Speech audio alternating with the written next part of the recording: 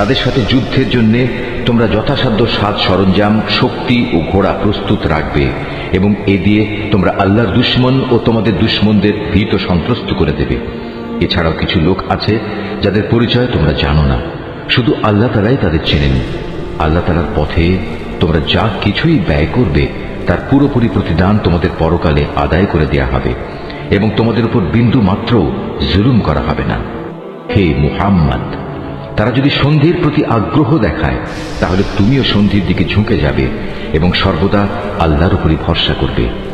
অবশ্যই আল্লাহ তাআলা সব কিছু শোনেন, সব কিছু দেখেন।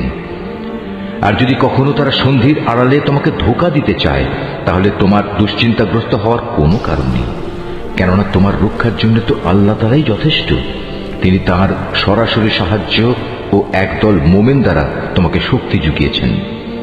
আল্লাহ তাআলা এই মোমেনদের দিলকে পারস্পরিক ভালোবাসা ও সম্প্রীতির বন্ধনে আবদ্ধ করে দিয়েছেন। অথচ তুমি যদি দুনিয়ার যাবতীয় সম্পদ এর পেছনে ব্যয় করতে, তবু তুমি এই মানুষদের দিলকে ভালোবাসার বন্ধনে আবদ্ধ করতে পারতে না। কিন্তু আল্লাহ তাআলা এদের মাঝে প্রীতি স্থাপন করে দিয়েছেন। অবশ্যই তিনি পরাক্রমশালী ও বিজ্ঞ কুশলী। হে নবী, তোমার জন্য এবং তোমার অনুবর্তনকারী মোমেনদের জন্য তো আল্লাহ তাআলাই যথেষ্ট। হে নবী, তুমি মোমেনদের যুদ্ধের জন্য উদ্বুদ্ধ করো। মনে রেখো, তোমাদের মধ্যে 20 জন লোকও যদি ধৈর্যশীল হতে পারে তাহলে তারা 200 লোকের উপর বিজয়ী হবে। আবার তোমাদের মাঝে এমন লোকের সংখ্যা যদি 100 হয় তাহলে তারা 1000 লোকের উপর জয়লাভ করবে। এর কারণ হচ্ছে তারা এমন জাতি যারা আল্লাহর শক্তি সম্পর্কে কিছুই বোঝে না।